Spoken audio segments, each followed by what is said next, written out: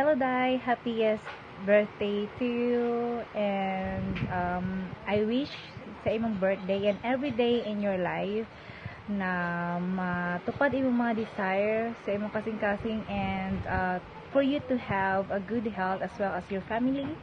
And stay as you are, stay as a blessings, not only to your family, but to everyone around you.